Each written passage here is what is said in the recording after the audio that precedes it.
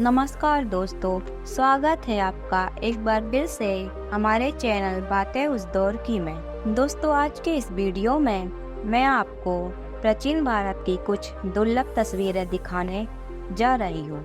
यह प्राचीन समय में बनाई गई एक भारतीय पेंटिंग है। इस तस्वीर में आप एक ब्राह्मण को कुछ लोगों के साथ बैठा देख सकते हो। पीछे एक कच्चा घर बना है, चारों तरफ पेड़ पौधे लगे नजर आ रहे हैं और खास बात यह है वो ब्राह्मण उन लोगों को कुछ शिक्षा दे रहा है, यानी कुछ सिखा रहा है। आज की तरह उनसे पूजा पाठ नहीं करवा रहा, बल्कि यह बता रहा है कि पूजा पाठ से भी श्रेष्ठ ज्ञान है और वो वही ज्ञान लोगों को दे रहा है। कुछ ऐसा ही था प्राचीन भारतीय संस्कृति में लोगों को ज्ञान और भक्ति इन दोनों मार्गों के बारे में बताया जाता था। फिर यही ब्राह्मण संपत्ति पैसे की लालच में राजा महाराजों को यह कहकर लूटने लगे कि हम आपकी पूजा पाठ कर देंगे तो आपको धन संपत्ति मिल जाएगी, आप अमर हो जाओगे, आपको स्वर्ग मिलेगा। फिर इस तरह से ब्राह्मणों का कर्म ही बदल गया और आज वही पंडित शादी विवाह और पूजा पाठ ही करवाते हैं। उनको समाज से कोई मतलब नहीं है। यह पेंटिंग पुराने समय के किसी क्षत्रिय के घर की लगती है। वह व्यक्ति महिला से कुछ कह रहा है। महिला रोती नजर आ रही है। कमरे में ज्यादा कुछ तो नजर नहीं आ रहा, पर एक गदा रखी नजर आ रही है जो इशारा कर रही है कि यह व्यक्ति युद्ध से लौटकर आ रहा है या फिर युद्ध के लिए जाने वाला है। यह तस्वीर वास्तविक है। यह भारतीय नृत्य करने वाले हैं जो पुराने दौर में राजा महाराजाओं के यहाँ अपना कर्तव्य दिखाने जाया करते थे। तस्वीर में आपको एक औरत डांस करती नजर आ रही है और दो व्यक्ति कुछ बजाते हुए दिखाई दे रहे हैं। पहले इनको सिर्फ संगीत कला तक ही सीमित रखा जाता था। इनकी जो पीढ़ी होगी वही आगे यह काम करेगी। राजा महाराजाओं या आम प्रजा इनके नाच गाने के चक्कर में नहीं पड़ती थी, लेकिन आज के दौर में यह नाच गाना लोगों की जिंदगी बन गया है। हर व्यक्ति अब नाच गाने वाला बनना चाहता है, नाच गाना करके लोगों का आइडियल बनना चाहता है। बहुत कम लोग हैं जो अब्दुल कलाम, सुभाष चंद्र बोस, भगत सिंह, गांधी बनना चाहते हैं। करीब आज से 1000 साल पहले जब भारत में मुगल आए तो उन्होंने अपने धर्म को बेहतरीन कलाकृतियां भारत में बनवाई। उन्हीं में से एक है यह मजार जो आगरा में स्थित है, जो कितनी दुर्लभ नजर आ रही है। यह तस्वीर भी वास्तविक है। इस तस्वीर को दिल्ली में मौजूद जामा मस्जिद से खींचा गया है। यह फोटो लगभग 150 साल पहले खींची गई थी। इस तस्वीर में हमें मुगलों की दिल्ली दिख रही है जो बाहर से देखने में तो खूबसूरत नजर आ रही है। फिर इसके बाद अंग्रेजों ने दिल्ली पर शासन किया और उन्होंने प्राचीन संप्रदायों को काफी हद तक ज्यादा नुकसान पहुंचाया, जिससे दिल्ली की काफी तस्वीर ही बदल गई। जब मुगल भारत में आए तो उन्होंने अपने धर्म का प्रचार प्रसार जरूर कराया, अपनी इमारतें बनवाई, पर भारतीय प्राचीन परंपराओं को बहुत कम नष्ट किया। इसलिए अंग्रेजों तक आने तक भारतीय परंपराएं और प्राचीन सभ्यताएं बची हुई थी। लेकिन दोस्तों, जैसे ही भारत में अंग्रेज आए उन्होंने लगभग सब कुछ खत्म कर दिया। दोस्तों, यह एक भारतीय सपेरों का समूह है जो सांपों को पकड़ता था। यह सपेरे पुराने समय में हर गांव में जाया करते थे और सांपों को पकड़ा करते थे, सांपों का करतब दिखाया करते थे। दोस्तों, लोग इसके बदले इन्हें अनाज या पैसा, धन संपत्ति और खाने के लिए कुछ दे दिया करते थे। इन्हीं पैसों से इनका गुजर बसर चलता था, इनका जीवन चलता था। लेकिन आज के दौर में यह सपेरे विलुप्त हो चुके हैं।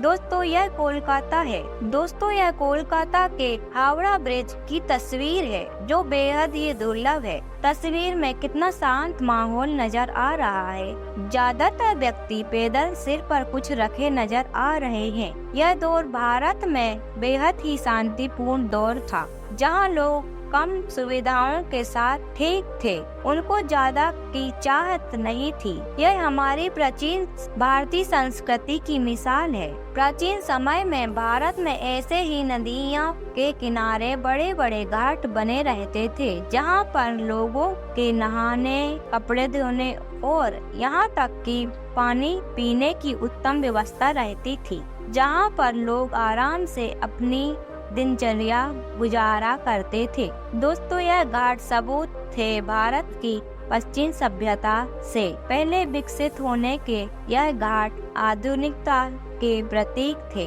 जो बता रहे थे कि भारतीय प्राचीन सभ्यता आज की पश्चिम सभ्यता से बहुत पहले ही उन्नत हो चुकी थी। उस समय बिना ज्ञान के यह सब बनाना संभव नहीं था। यह भारतीय कुम्हार है जो मटके बना रहे हैं मिट्टी के। सोचिए दोस्तों, जब पश्चिम में पानी को ठंडा करने का आविष्कार नहीं हुआ था, तब हम ठंडे घड़े का पानी पिया करते थे और लोग कहते हैं हमारा देश अंधविश्वास पर चलता है। ऐसा नहीं है। हमारी सभ्यताएं बहुत पहले से ही उन्नत हो चुकी थीं। बस समय समय पर हुए हमलों ने हमें अंधविश्वासी बनने पर मजबूर कर दिया। दोस्तों, पहले मुगलों ने और फिर अंग्रेजों ने हम पर आक्रमण किया। यह कपड़े धोने वाला धोबी है जो अपने गधे के साथ नजर आ रहा है। प्राचीन समय में हमारे यहाँ वर्ण व्यवस्था मौजूद थी। हर समाज का अपना अपना काम बटा हुआ था।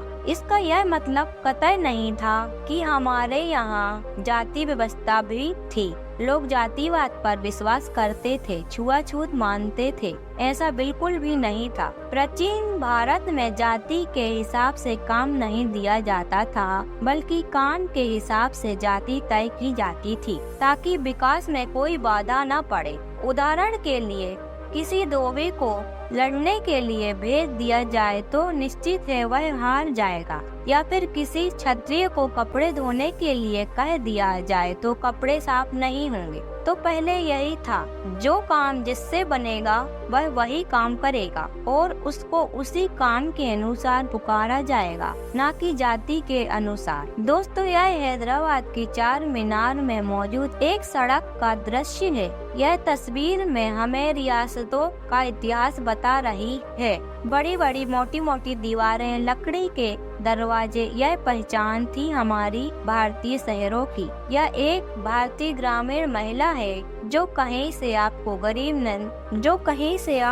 गरीब नजर आ रही है। जरा देखना, जब यह एक आम महिला है जिसका पहनावा परंपरागत है। लोग कहते हैं हमारे देश में महिलाओं को बराबर का सम्मान नहीं मिलता, महिलाओं को हीन भावना से देखा जाता है। तो उन लोगों को बता दें, यह वही देश है जहां राजा महाराजाओं के ऊपर भी एक पद होता था, वह था राजमाता का। यह इंडियन कारपेंटर्स है जो बड़े बड़े स्ट्रक्चर को बिना इंजीनियरिंग की डिग्री के बना के तैयार कर देते थे, क्योंकि यह काम इनके डीएनए में दौड़ने लगता था। प्राचीन समय के यह कारपेंटर्स भारत में मौजूद है और मौजूद थे।